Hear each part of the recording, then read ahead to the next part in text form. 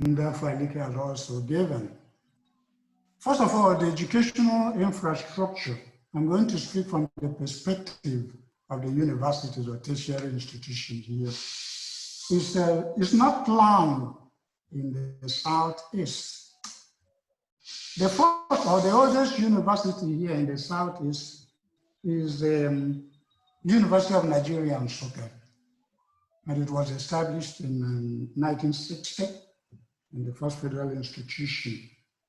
The oldest state university in the region or in the zone is Abia State University, and it was established in 1981. And the oldest private university in the region is Madonna University, established in 1999.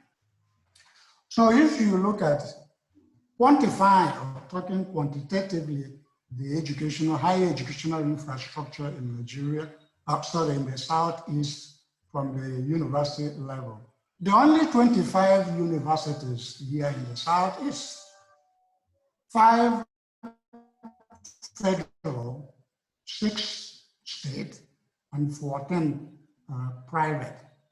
And if you're talking in terms of investment, you notice that the private sector seems to have invested more in the educational infrastructure here in the Southeast than either the government or the state.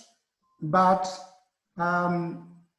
looking at it anyway from that perspective, we have to support the few universities we have here.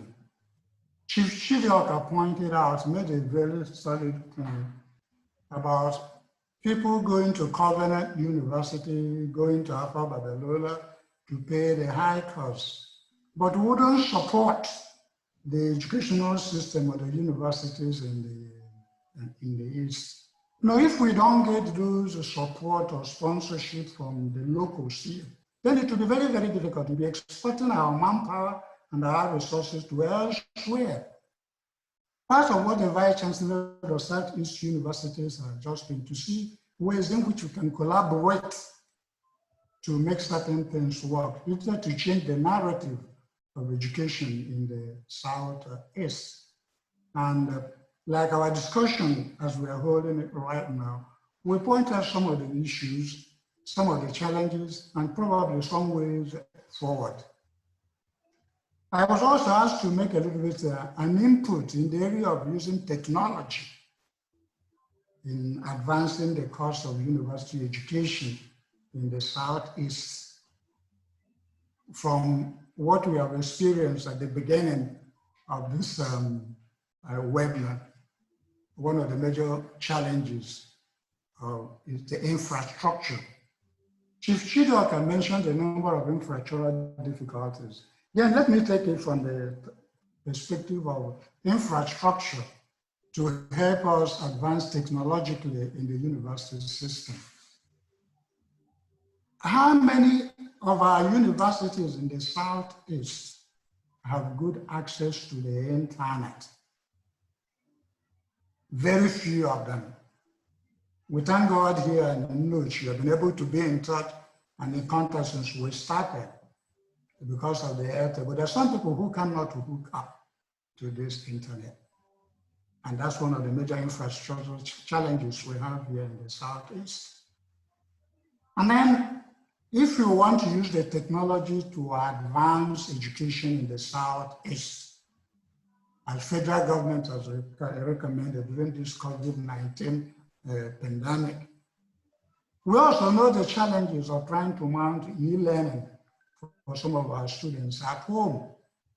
Even from the institutions, we have to get the lecturers together, some of them who are not very, very conversant with the ICT or a little bit leery on getting into the program. At least give them training, the trainers, so that they will be able to participate. We believe anything worth doing at all is worth doing well. So we try to help them do it. From the perspective of the students, not everybody is in an area where he or she can have access to the internet, even to participate in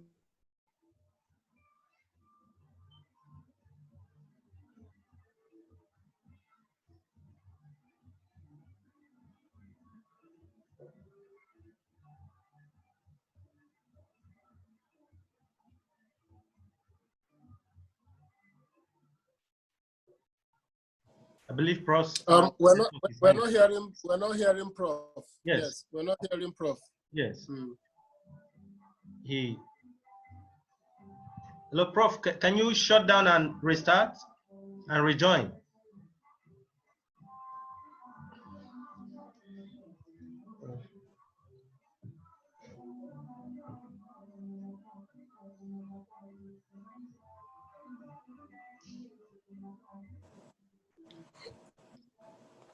Okay.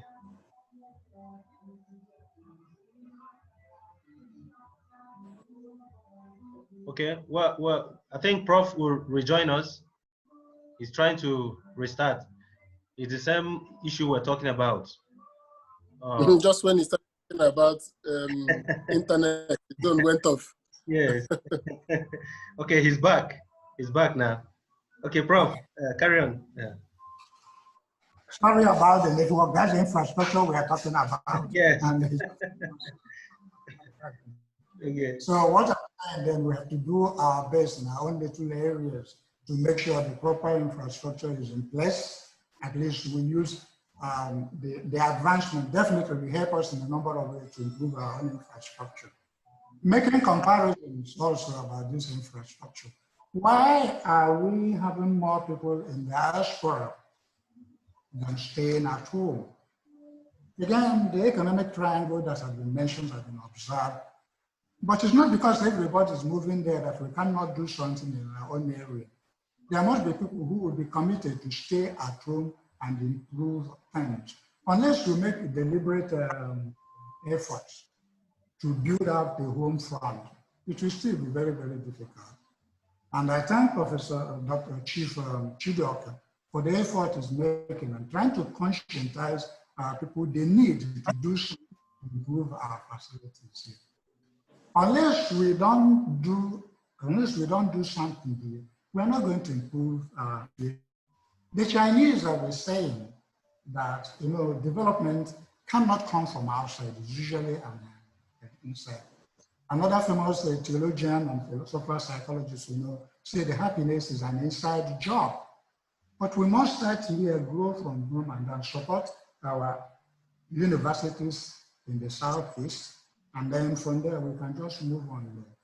As was pointed out too, most of the universities, except the federal ones, are having challenges of our students' enrollment because our people probably are not ready to sponsor the homegrown thing. It's not that the value they are getting out there is better than what is available at home here. There's a saying in people, now I come and unless we do something to improve our own facilities, we see the crying wolf and nothing is being done. So probably, as I said, we need to improve the infrastructure we have here, especially things that will help us connectivity, using some of the improved methods. No matter how small they are very, very relevant. And for me too, we shouldn't be discouraged. There's a motor transport called the Youngshire Grow. We definitely will grow if we follow it consistently, step by step, and not throwing in the towel and then waiting for somebody else to come from outside and do it for us. I think my fellow panelists may have something to contribute. And if my contribution is required, I can give more statistics in some of these areas to help us in what we can do to improve. I believe things will change, the narrative will change if we, like groups like this, consistently do something. Thank you very much. Thank you, Prof. Thank you. Thank you, Prof. All right, we're going to quickly bring in Professor Rabweze. The problem is not just infrastructure and finance. There are also issues that relate to the students themselves and even parents contributing to the poor education in the Southeast. So Professor Rabweze is going to discuss in this area. Prof, you're welcome, man. Oh, sorry, okay. I'm trying to unmute you. Can you hear me now? Yes, we can hear you, ma. We can hear you, ma. Okay. I said thank you, God's will. Chief Chidoka, the other panelists, our listeners and viewers, I think this conversation and this discourse is very, very important in our lives. Yeah. But let me make it clear that when we are talking about the state of education in the Southeast, it's not only in the Southeast, it's all over the country. But if we look at other places, other regions, and other zones in the country, you will find out that the Southeast is relatively better than others. But I have to start with looking at parents, their contributions to poor education in the Southeast. The point is that education starts from the cradle, that is the home. And at times, our parents, our mothers and our fathers have this lackadaisical attitude towards learning and education. The Igbo people, most of us feel that, well, what am I going to school for? Why am I sending this boy to school?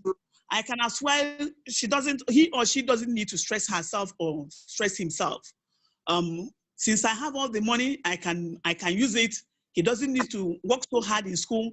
I can buy JAMB results for him or her. I can also buy WAEC results or GCE. And then they have continued with this attitude, buying in and buying out. At the end of the day, they get into the university and they find out that they can't cope. The same parents will also come to their rescue, buying also the lecturers, sorting out everything that is sortable for them to pass. Then we look at also the problem of parents, particularly in the secondary schools and in the universities, giving their children awards, properties like flashy cars that they can go, that they can drive, and also something like hiring flats, paying for flats for them to stay in, giving them things that are so exorbitant that will attract bad boys, cultists, and some other characters that they wouldn't like their children to interact with, close to them. At the end of the day, the students don't read. They feel they are distracted by those things that they have in their possession. They join other bad gangs or groups, and at the end of the day, they don't concentrate. They also have some other extracurricular activities that at the end of the day, their results are very poor. Then again, you look at the position of some of our parents in the Southeast. They feel, well, as far as I have influence, power, and position, I don't need my children to, to go and suffer. Whatever the results they bring, it's okay with me. With money and everything, with money, influence, and power, I can use my phone from my friends in positions, and they give my children the job. So at the end of the day, you find out, because I've been teaching in the university for 24 years, they feel that there is no need for them to pass and pass well. They feel also that there is no need for them to acquire the relevant skills, the relevant knowledge, the experiences that they will use. The most important thing is that they come out with a certificate. No matter how bad their degree is, it doesn't matter. The point is that they have a degree, and tomorrow they'll be working in banks, they will be working in Nigerian embassies elsewhere, they'll be working in oil companies, and so on and so forth. Then we also consider the environment. You have said this severally. The environments where the children or parents in the Southeast send their children. Most of them don't bother about the environment. For example, private schools, you go to private schools, some of them are conducting their lectures or courses in uncompleted buildings. I hope you still follow me. You can still hear me? Yes, we're hearing you. I said some of these private schools that they have their classes in uncompleted buildings. Some of them even in one-room apartments. They are still, a primary school or secondary school or what have you. And then you also look at even the public schools. I think we have to engage the governments. They are not serious about our public schools. Some of them are overgrown with weeds, and some of them do not have libraries and recreational facilities. Some of them are in shambles and dilapidated, and still they are all schools. Then we look at also the children of the indigent parents in the Southeast. Some of the parents cannot afford to pay school fees for their children. So what do? At times, these children will be the beast of burden, hawking goods, or they give them out to guardians. At the end of the day, they don't read. Some of them don't even go to school. Even when they are sent to school, they perform poorly because maybe the lectures must have started or the courses must have started, and then they will waste 2 or 3 hours before joining the others. So that's why you have poor education standard here. Then we also think about, and also, we also look at the students, the role of students in this kind of learning and poor education in the Southeast. There is also the peer group influence, which nobody can rule out. We say, Nanadek says, tell me your friends and I'll tell you who you are. And the boys of the same feathers, they flock together. Some of these students from very good homes, they will come to the universities, they will come to schools, they will associate with people that they are not all to associate with. And at the end of the day, they don't even concentrate in their studies. They will go out with their friends, partying and doing all sorts of things, apart from reading their books. And you also think about the place of pride. All these students that you see that score the highest, at times, I've taught for 24 years in the university, at times they are not the best. They may not even graduate with the best degrees because some of them will come out with the impression, after all, I scored the highest in JAMB. I was the best student in my secondary school. Now I've come in, I don't even need to work very hard in the university. So at the end of the day, those kids that come into the university with just a kind of standard result, who work very hard and diligently, at the end of the day, they are the people that usually take over. And again, we also look at the get-rich attitude of the Nigerian youth. It also plays itself out in Igbo land. These days, young ones don't want to work hard, but they still want to be as rich as Dangote. They also want to be as rich as Bill Gates. That same attitude you see is also in the Southeast. You cannot take it out from us. It's there, it's manifested. Instead of working, they would prefer to go for this internet fraud, or they will go for robbery, or the easiest way to make money is through kidnapping, or they will do the one they call Yahoo Plus, which is ritual killing. It is all part of the problems. Then you also, it has been mentioned certainly, Chief Chidoka said it, incessant industrial disputes between the government and the teachers. We know that government at all levels in Nigeria, we fund every other thing except, and I repeat again, except education. So normally it ends in strike. Look at the universities in Nigeria for the past 4 or 5 months. They are at loggerheads with the federal government and hello? Hello? We can hear you. We can hear you. Go ahead. Okay, but it's blank now.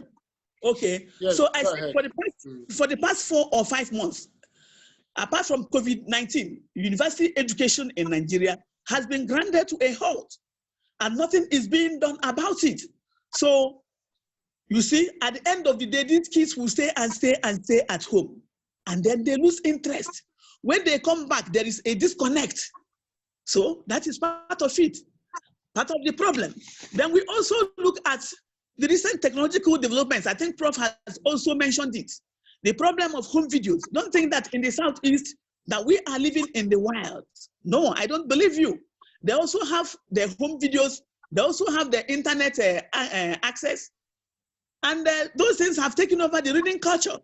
Instead of reading, they will prefer to watch home videos at home or with their friends, or go to go to the cinema houses, or they can even go to the internet or the Facebook or WhatsApp, sourcing for friends or watching pornographic materials. Then I'll also repeat again that some teachers, the attitude of teachers, Chief Chidoka said it.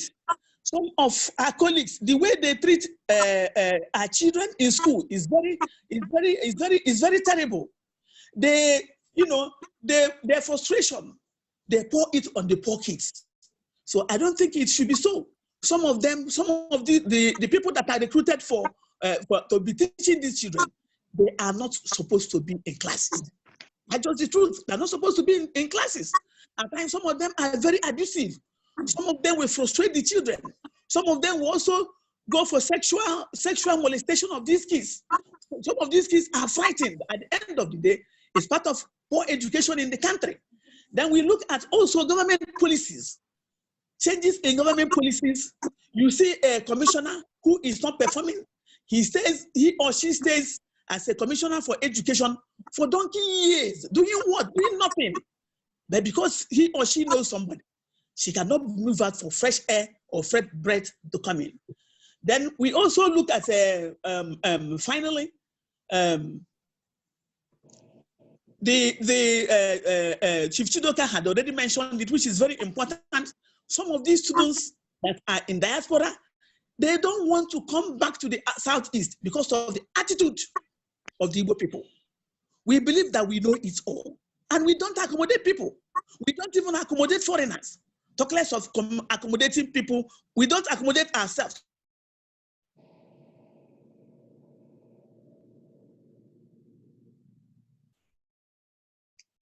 So talk less of non-indigenous.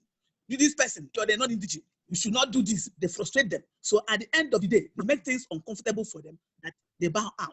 That is part of that poor education and poor learning attitude that you have in the Southeast. Thank you. I'll stop here for the meantime.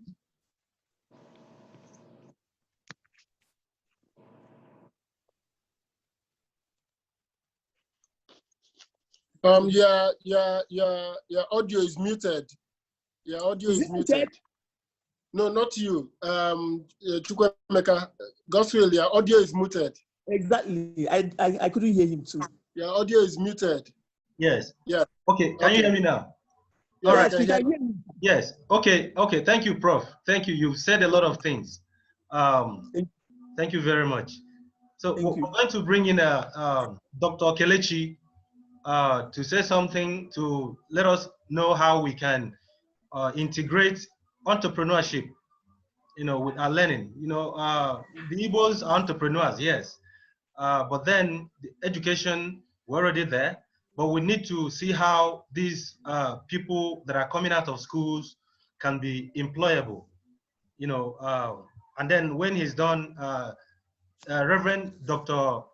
Dennis is going to bring in some policies he feels the states can put in, the government can put in to see that education in the Southeast moves forward.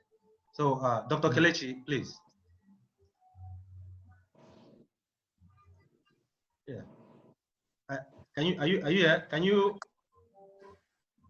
Yes. Can you hear me? Hello? Yes, go ahead. We can hear you. We can hear you. We can hear you. Okay. Yes. Okay. Thank you. First and foremost, I want to thank the initiators of this group, both scholar group. I want to thank Chief Chidoka Ositak for his call for educational reform in the Southeast.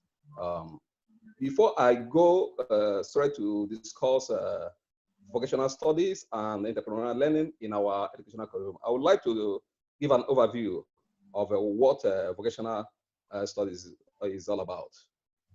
Vocational study is an education that prepares students for future work in a specific area, such as trade, craft, as a technician or professional vocations in the area of engineering, medicine, nursing, business, accounting, law, etc., etc. So, in other words, you can say that vocational studies is career education or technical education. It is a technical education in the sense that it is an education that prepares students to acquire a particular skill that is required to start up a business or to be employed in an organization. For instance, someone who is studying engineering will be given a structural program or courses designed to prepare him or her to work as an engineer. to either set up his own business or to work in an existing firm. So as a career education, it is a form of training given to enhance skill of someone who wants to become a professional. Maybe someone who is studying medicine will be given enough training to enable him or her to set up his own clinic or to work in public hospital. So vocational studies and the entrepreneurial learning, has a huge benefit. First and foremost, vocational studies prepare someone to develop vocational skills. And what is vocational skills? Vocational skills are those skills, such as creative thinking skill, problem solving skills, leadership skill, communication skills that are vital to enable somebody to become an entrepreneur or to work in an existing business. So vocational studies also, it creates better employment for people. For instance, when you have a skill, it empowers you to work in a good establishment. It empowers you to stand better chances of being employed. Nowadays, most recruiters are saying that some graduates are not employable just because they don't have relevant skills. But vocational studies offer some opportunity, which benefit. So it also, it can lead to job satisfaction. When we talk of satisfaction, it is simply mean the way you feel, when you are doing your job. If you have what it takes, to do your job, if you are knowledgeable in what you are doing, you are going to be satisfied. You do your job very well, you please your boss, you please your coworkers, compared to when you don't have the skill, because you'll be battling to do your job and you'll be having a lot of problems, with your colleagues. So vocational studies and entrepreneurial learning empowers somebody, gives job satisfaction. It can also lead to job mobility and flexibility. Job mobility is all about, its movement. For instance, when you have a relevant skill, it can enable you to take up jobs in other establishments. It gives you better chances of, rotating job from one place to another. And the flexibility, it also gives you opportunity, to navigate. So vocational studies also give someone opportunity to create job. When you are trained, when you have a particular skill, you can create job, create job for yourself. You can create job to employ others. So by so doing, you are creating value to the economic development. So entrepreneurial learning, is a kind of education that prepares someone to become an entrepreneur. So what does it take to be an entrepreneur? An entrepreneur is simply a risk taker. Is an innovator. Is an agent of change in the sense that somebody who identifies opportunity, somebody who is a change agent, who turns new product, who brings new idea and new market, and who turns idea into action. So let me cite Schumpeter in his book titled Entrepreneurship. He defines entrepreneurship as a process of creative destruction. When an emerging product or service renders old products obsolete. So entrepreneurs are creative thinkers. Entrepreneurs are managers. Entrepreneurs are agents of change. So in the university system, there are a lot of problems affecting entrepreneurial studies. Just like as one of us has already pointed out, infrastructure, inadequate infrastructure affects entrepreneurial learning. Inadequate funding, affects entrepreneurial learning, because when the universities do not have when they are not equipped with machines, with tools, that can facilitate learning, that affects entrepreneurship. So inadequate training in some institutes, there is inadequate training opportunities for people, because when you are trained, you have the knowledge and you can train others. That is what we call training the trainers. So poor design curriculum can also affect entrepreneurial learning. So, and just like as a prof has already pointed out, quick money syndrome among Nigerian youths, everybody wants to become a millionaire overnight without working hard, can also affect entrepreneurial learning. So to save your time, this is what I can say about vocational studies and entrepreneurial learning in our curriculum. Thank you. Oh, thank you, Doc. Thank you so much. You've really listed out some things that one has to be very, one has to know about education and entrepreneurship.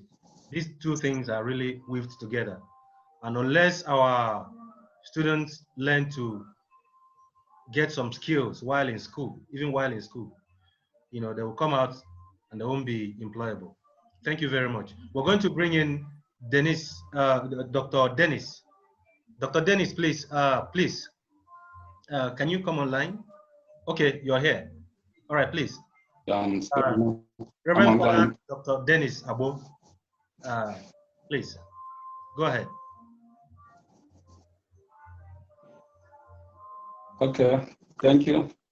It gives me great pleasure to be part of this panel. I thank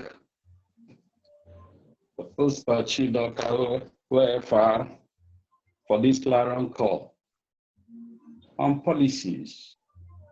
I think government has formulated different policies and programs on education, which is laudable themselves, but we are not implemented. They were made just a mere document of waste, as the content, though well understood, were never used or implemented. Like the universal primary education, Chidoka mentioned in his paper, due to lack of facility, it could not hold. That was formulated in 1976, and it appeared in 1977. Also in 1999, they changed it to universal basic education. But the implementation was not effective. Why? Because Nigeria are good at using funds meant for policies, either due to corrupt nature of the nation or because they lack funds in order to implement such policies. But the worst of it all is education for all, which is another appreciable policy of government. But its implementation was not satisfactory. Then, the Minister of State then, Nyesom Wike, the governor of Rivers State now, said that Nigeria cannot achieve education for all by 2015, as the country has no accurate data to assess the level of literacy among citizens. And the poor funding was part why Nigeria could not have the statistics. And that's why what the UNESCO said, they recommended that allocation of 26% of total budget are both local government, state government, federal level, that should allocate 26% of their budget to education, but none is doing that. I think if they give that 25% of their budget to education, all this we are saying will be of the past, because that 20% can provide infrastructure. They can staff our schools so that those who are our first brains will not go outside to look for greener pasture. The curriculum implementers will also work hard to produce policy that will help us, especially those in Southeast, to measure with those anywhere in the world. And in doing that, we will see that all our schools will be what it ought to be. Looking at all the policies that Nigeria has made, both the 8-4, 854 system during the standard period when we have standard 1, 2, and 3 before I enter into the main course. That time, it seems to be better. And being better implies that those at that particular point in time know what it takes to be educated. Education system have failed to measure up with the technological information that help to change and challenge the age due to lack of funding. So we look at higher education as white sepulchre. Supervision is just mere and a routine check, not just to supervise the school as it ought to be. From time to time, accreditation exercise as purported year after year by different universities is just a mere wish because many of them are not supervised well. So the highest policy that can help us in the Southeast is funding. And when we fund our schools, sound and up-to-date laboratories and libraries will be there. The structure will be maintained, and also modern structure will be put in place. But when we don't do that, instead of training the best brains, we train what I may call the least in the class to be in our education sector. So funding should be the highest policy, which will help us to implement even the national policy on education. It meant well for us, and everything that is there is laudable, but the implementation is the case. And lack of that implementation is because of the funding. If it is funded well, that policy is okay for Nigerian nation. Thank you for now. Oh, thank you, Reverend. Thank you very much. In fact, you hit the nail at the head. That's issue of funding.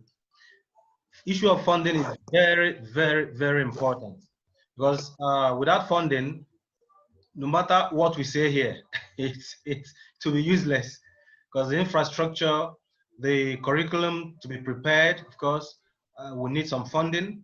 The programs to be set properly and achieved, we need some funding.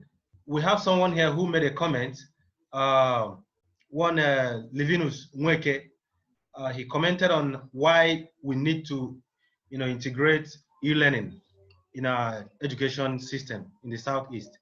And of course, these things will need funding. There's a very serious thing he said here. He said, let me quickly read what he wrote. He said, the recent pandemic has exposed some of fallacies held in the educational sector in Nigeria. Among those fallacies is that online education cannot equate the traditional education system. Having suffered from this fallacy due to the fact that my first degree was obtained online and was subsequently denied admission for MSc in all the Nigerian universities that I applied to, I went far to prove these wrong assumptions. This is because I went ahead to secure admission for MSc in Sapienza Università di Roma, Italy, and graduated with first class, and now pursuing a doctorate degree at the Norwegian University of Science and Technology, Norway. My question is this: what are the universities in the Southeast doing to adopt online education? What are the universities in the Southeast doing to adopt online education? I don't know, maybe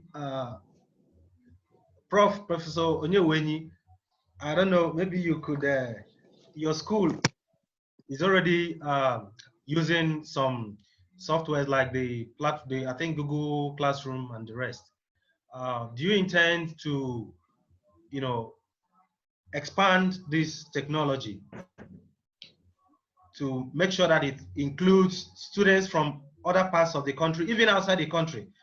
That the school is in the South, it doesn't mean it's meant just for people in the Southeast.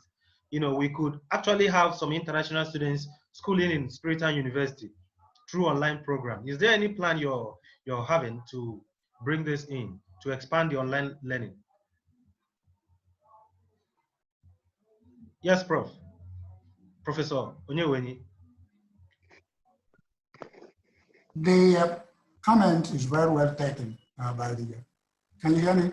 Yes, yes, we can hear you. We can hear you. Yeah. Can you hear me? Yeah, Yes, the comment made by the commentator is really very good. As I said earlier on, there are stages in the development. Okay. Currently, you cannot substitute the traditional classroom work or face-to-face contact with students with e-learning because of the lack of adequate infrastructure. There's something on ground. Gradually, we can build on that and then probably reach where some of these advanced countries have reached. Yeah, at our university, we are using what is available within the environment, as you said, to communicate with the students. But right now, it's not what we call a perfect fit. It's something that we need to combine with the traditional teaching with this e-learning. They can go what we call pari passu, side by side in the meantime, until the e-learning process is perfected when you have the adequate infrastructure. Okay. Okay? Okay. Yeah. Thank you very much. Thank you. I would like to bring in someone. There's one other person in our midst here. Kingsley Ugwani. Okay, he's currently running a program, I think a PhD in the UK. And of course, we would like to hear some things from him, you know, some experiences that can help us to bring in some things to rejig our system here. Are there some things that people are doing over there which you feel the Southeasterners need to bring into studies? Kingsley, can you hear us? Hello. Okay, I'm trying to unmute you.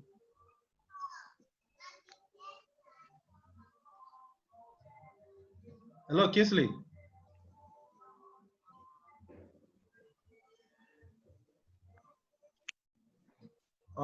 The unmute button is taking time to act.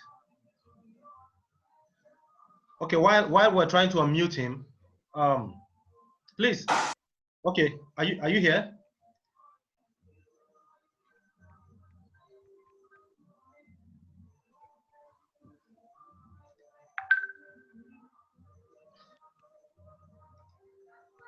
Hello. Okay. Okay, sorry. It seems he's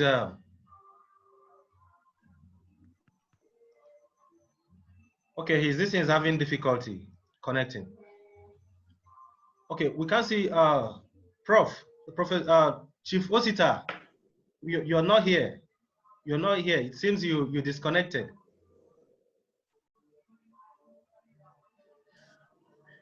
Okay, so Dr. Kelechi, please, on the issue of entrepreneurship, integrating entrepreneurship to our learning, please. How can we, because there are some of the things you reeled out, you know, it was as if we're having serious lecture, but we want to see, how do you think schools can integrate this in the learning? Entrepreneurship, how can we integrate it in our learning? Please, can you speak on this? How can we integrate, how can schools, you know, conveniently and successfully, especially schools in the Southeast, how can they conveniently integrate? Because it seems some schools do not, they still do this theoretically. So they just have entrepreneurship as a course. They go there, they study, just normal lecture. How can we conveniently and successfully integrate entrepreneurship into our learning system in the Southeast to make our students employable? Can you speak on this?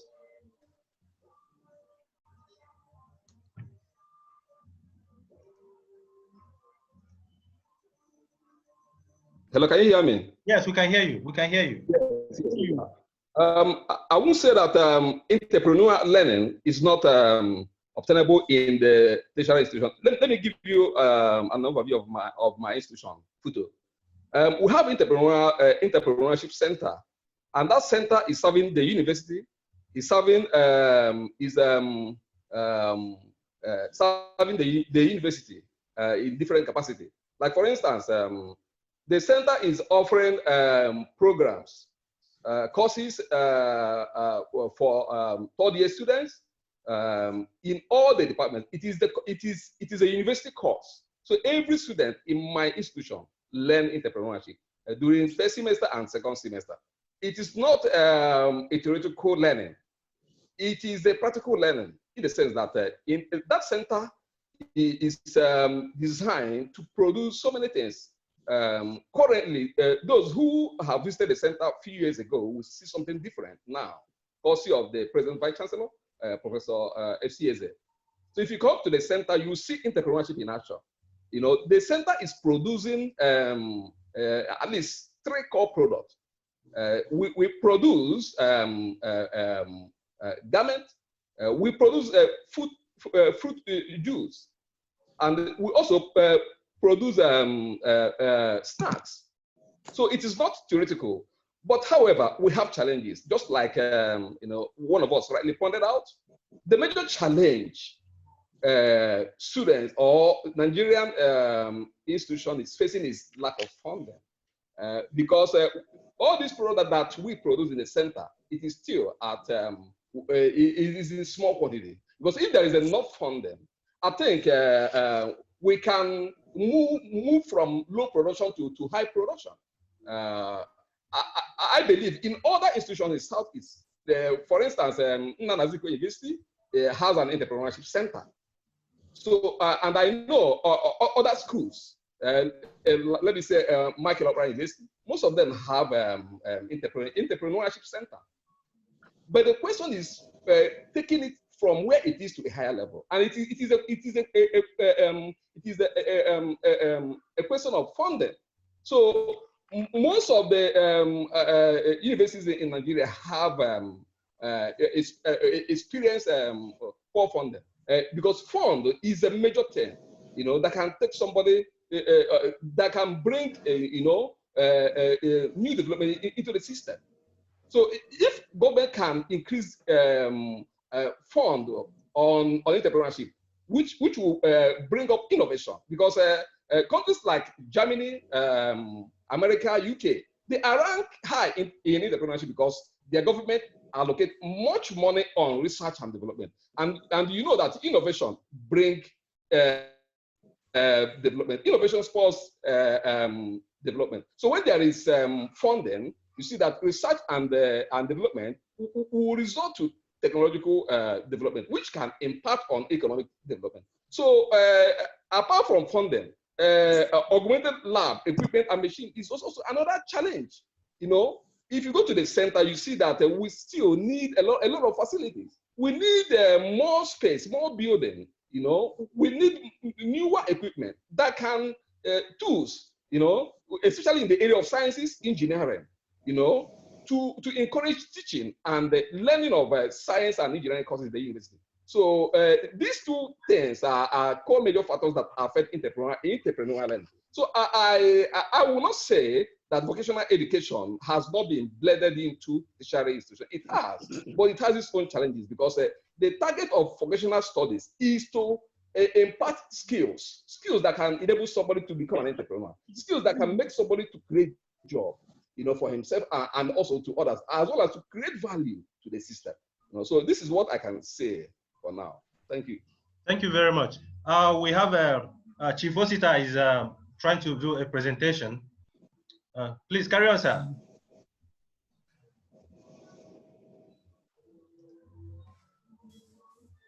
Honorable, please carry on, sir.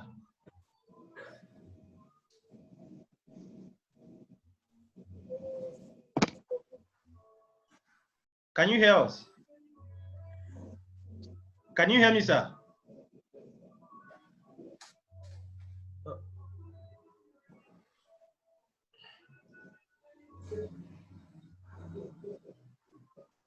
Hello, sir. We can see your slide, but we can't hear your voice.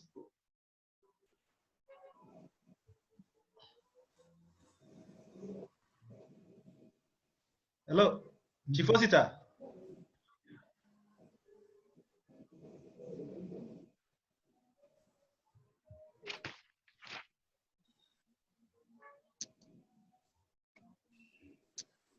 Are you here? Wow. Okay. All right. I want to let us know also that this discussion is live on Facebook. The discussion is live on Facebook. Chief Osita, can you hear us? Hello, sir. All right. We have just few minutes to end this program. Yeah, exactly. Yeah, we have a few minutes, and it's going to end by 1:30. Well, we've been trying to, whether it seems Dr. Kingsley Ugwani has refused to unmute. We've been trying to unmute you, but I don't know why it's not happening. Okay, so thank you very much. We have recorded this program. Okay, you're back, Chief. Yes. Okay. You were trying to make a presentation.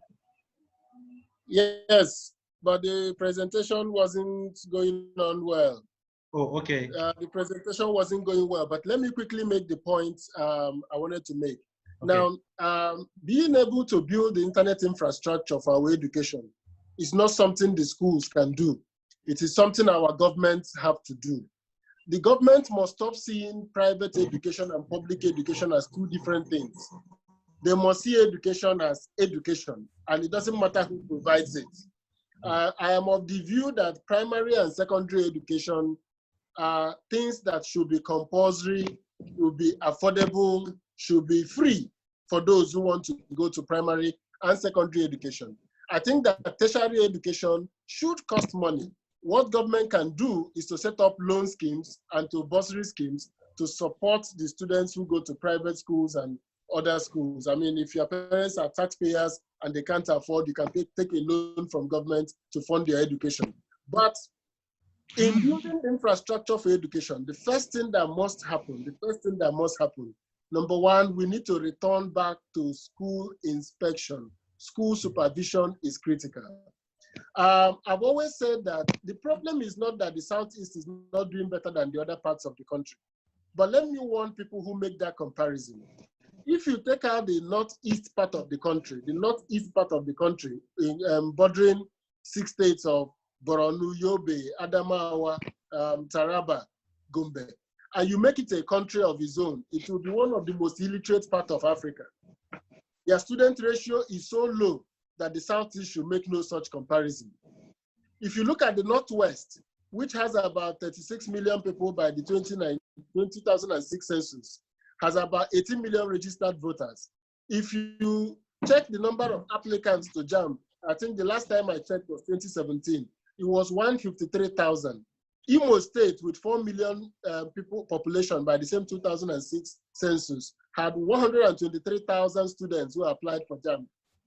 So the comparison with the Nigerian average is not useful for the Southeast. What we need to do is to match ourselves with our global peers, or in Nigeria, match us with Delta, with Edo, Ondo, Ogun, because those are the states that have invested in education and they have the outcomes that come with good education. So number one, I think we should benchmark ourselves with global peers to be able to see that we can deliver quality education. Number two, I think the government should build the ICT backbone for our educational institutions. That is to say, the fiber cables, if you come to Oka now, there's fiber cable from MTN going from Enugu to Onitsha, on the left side of the road where Nnamdi Azikiwe University is. I think the government should make fiber cable access to the schools possible, both secondary and university. at least to start with, the universities down to the secondary schools and the polytechnics. I think the second part of it is that we need to think out about the remuneration of teachers, so that we will remove teachers from our normal remuneration system. Now, we need not add more money to them, but we need to give them access to non-financial remuneration.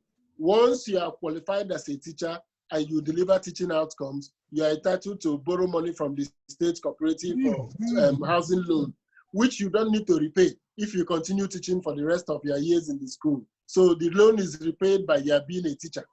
So we need to figure out how to give them non-financial incentives. And then the third one is that because we are going to be compared to global peers and we're looking at outcomes, our state governments need to expand the capacity of our private and public universities, because only 40% of university applicants make it to university now. We need to at least see that we increase that figure to about 60% of those who apply and see that they get to university. In terms of clear indication and outcome, the supervisory framework of our education is very primitive.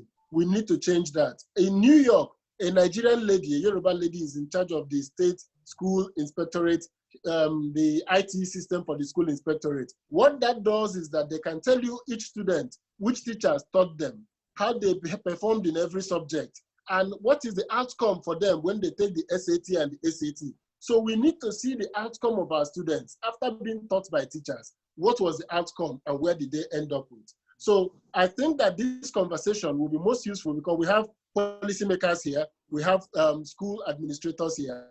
If we can all work together to produce a working paper on critical outcomes for different stakeholders. And then finally, we have to grow the economy of the Southeast to sustain people who educate in the Southeast to remain in the Southeast. The Southeast does not support middle class living now, so everybody is heading to the Golden Triangle.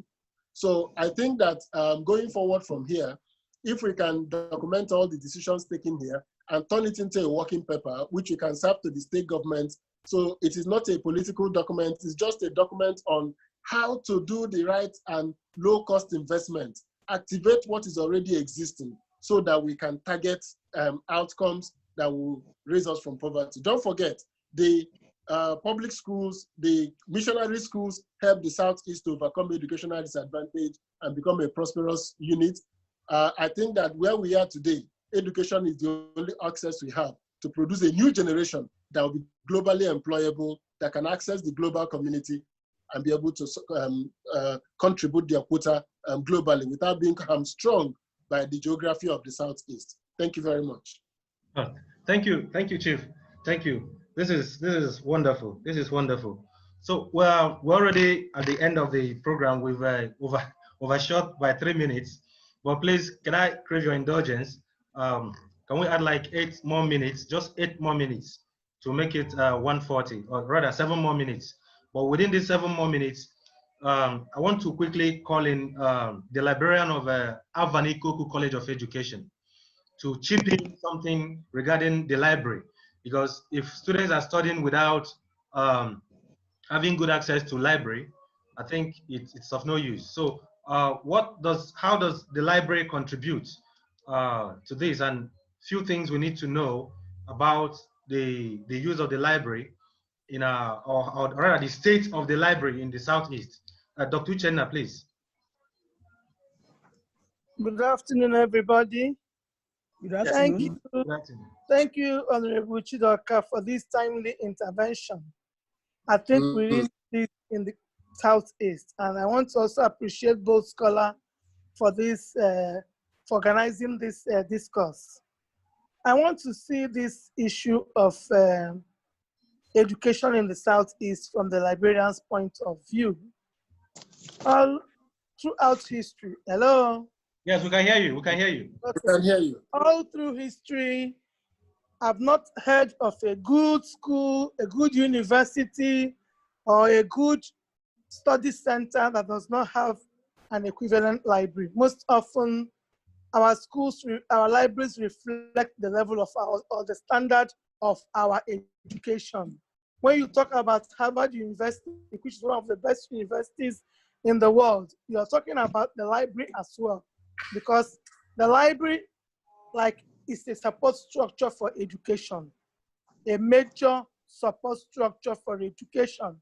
So you can't talk about good library, good education, or standard education without talking about standard libraries. Most often we see a situation where there are political buildings where government come and they commission very large structure and call them libraries, but in the essence, they do not really reflect the concept of library, which technically is an organized collection of books. It's not the structure that makes the library, but the content of the books within the library that makes the library. So when you see a situation, most often we have a situation where the library structures are wonderfully made. Days are set aside, they are commissioned, there is so much fanfare. But within the library setting, inside the library, there are no books and there are no materials. And that has brought us to a point whereby our students now only read to pass exams. 70 or 80% of our children or our students, anytime you see them holding a textbook or an exercise book, there is an exam somewhere around the corner. Reading is no longer done as a part of life, because as you read, you grow in knowledge, in understanding. Nothing you read is of no essence. No, somewhere, if not in the present, in the future, what you read can come back to life and solve a situation for you. So this situation of students not having this reading culture is part of our educational process problem.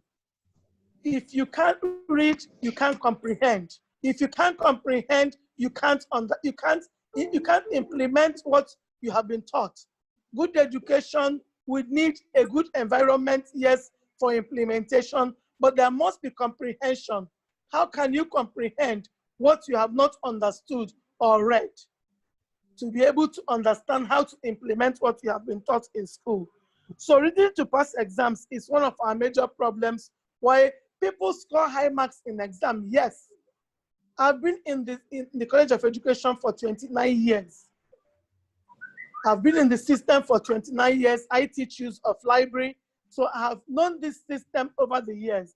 They make good scores in JAM, they make good scores in WAEC, and they enter into the university, but these students can neither read nor write because of so many centers that help to promote exams here and there, and that's just it. So it brings us to a situation where we need to know what to do to make sure that the libraries are properly empowered through proper funding, because libraries are non-profit. There is no other way to make money except the institution through government funds such libraries to be able to collect not just books, but relevant and recent books that will meet the needs of the users.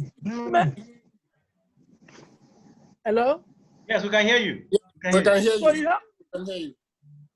okay, so you need to have relevant and recent books in a situation where there are 10 courses taught in a university and the books are about 1,000 books are in the university, for example, and only 10, 20 are relevant. Others are also political books. People buy just to appreciate their contractors, or they buy just to help one person.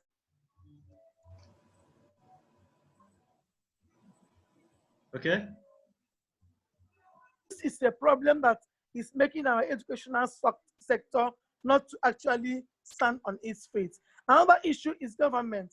From government policy, I have understood that all through the tiers of education, both from nursery to the primary, secondary, and tertiary, the policy accepts or writes that there must be libraries to support learning.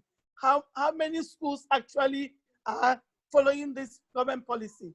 And what is government doing to make sure that these policies are implemented? Why do you give license to a school that has no library when in your policy, you said libraries are prerequisites for establishing institutions, and you give license to schools that do not have the prerequisites?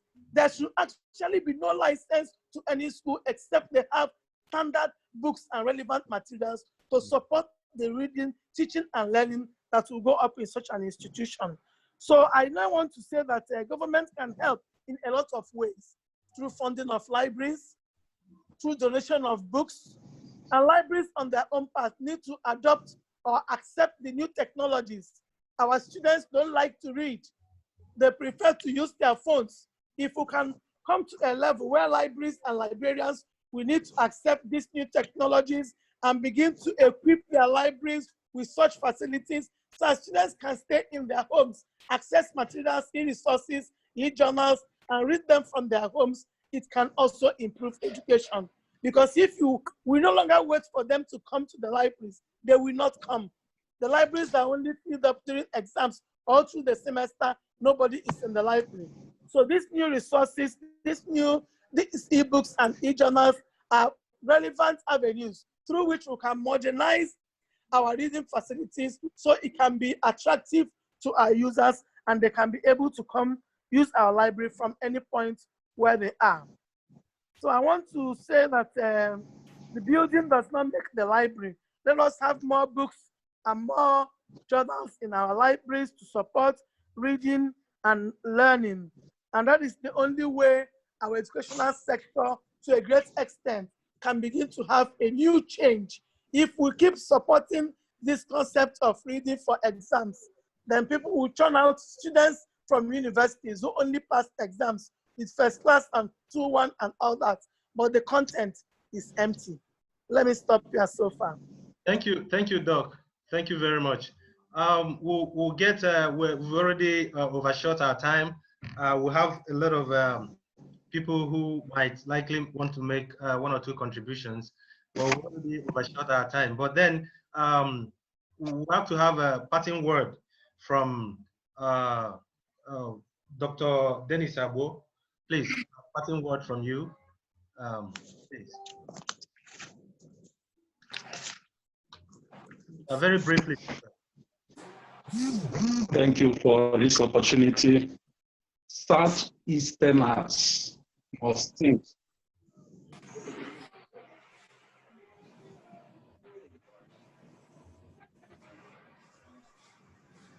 Are you there, sir? Are you there, sir?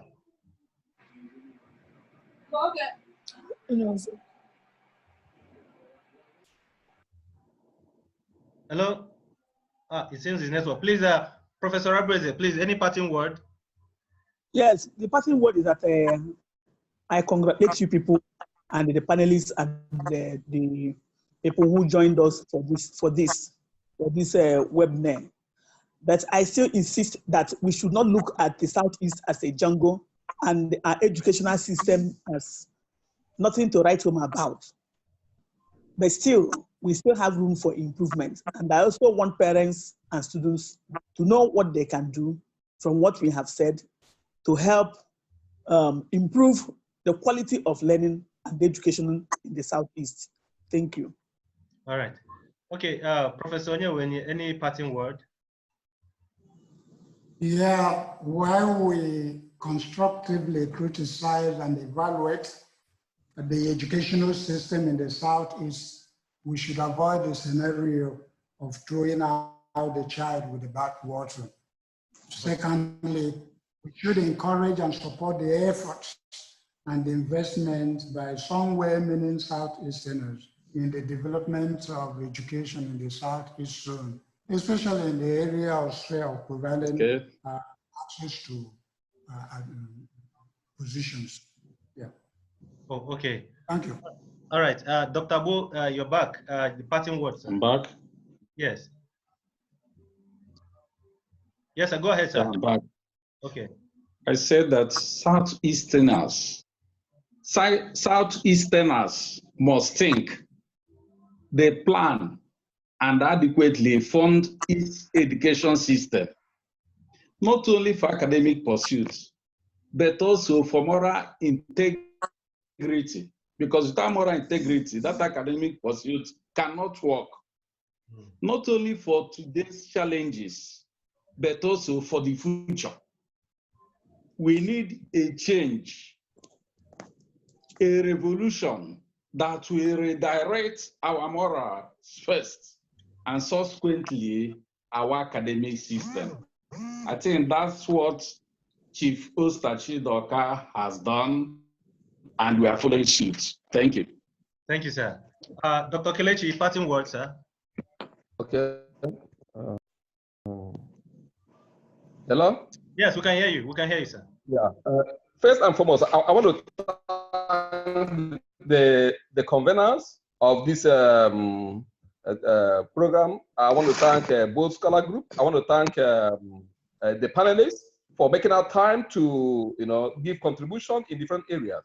I think I've learned new insight, and I believe that most of our viewers and listeners have also learned something. Knowledge is a continuous process, and this avenue has given us allowed us to gain new skills. So I wish we can make this discussion a routine. We can make it as a routine thing. Maybe in 1 month or 2 months time, we'll have something like this. So it will benefit all of us in different capacities. So thank you so much. Okay, thank you, sir. Chief Osita, please, what your parting words, sir? Well, thank you, everybody. And I think we've had a very interesting conversation. And like I said, the whole idea of this is not criticism of the South. It is about improving the Southeast.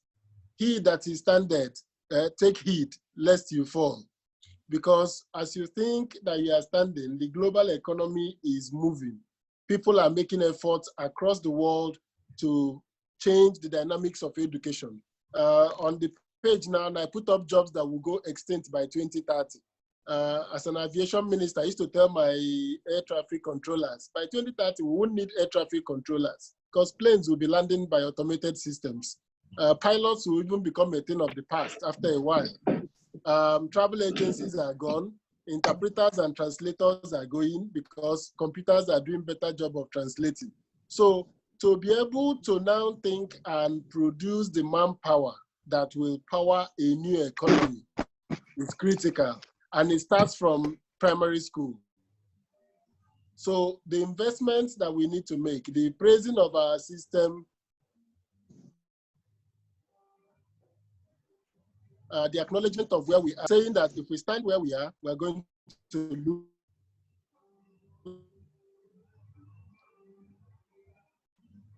Hello.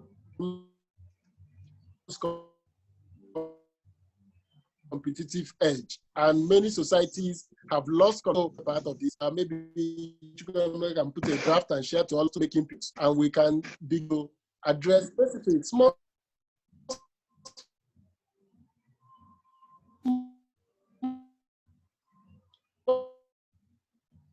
Hello. I think we're losing your voice, sir. We're losing you.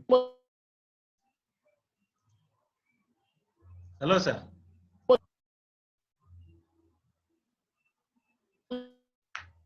Issues. I don't like big projects.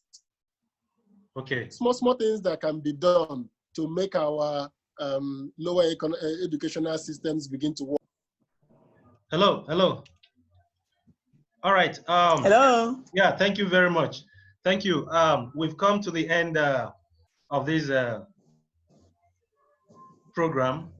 I want to thank every panelist and all the viewers, all the participants for this program. Thank you very much. We'll continue this conversation. We've also recorded this program. We're going to send it to each and every one of us, and then we'll place it on our YouTube channel so that we'll send you the link so that you see it and go through it. We're also documenting everything we've discussed here to be sent to everyone, especially the panelists and also the participants, so that we all can see what we've deliberated on. And then we'll find a way to get this to those in power, especially the governors in the Southeast through their commissioners. The Commissioner for Education, Abia State, is supposed to be here, but he said the Minister of Education is having a meeting with them the same time we're having this program. He sent a message last night to ask that we permit him to be absent in this program today. So we're going to still send the discussion to him and to his colleagues in power, and then we'll see how we can continue this conversation. Thank you very much. Thank you. There are some comments that were sent in. Thank Yes. you. There are some comments that were sent in. We're going to Thank see you. how we'll discuss them and send them back to those that send the conversation, the comments. Thank you very much.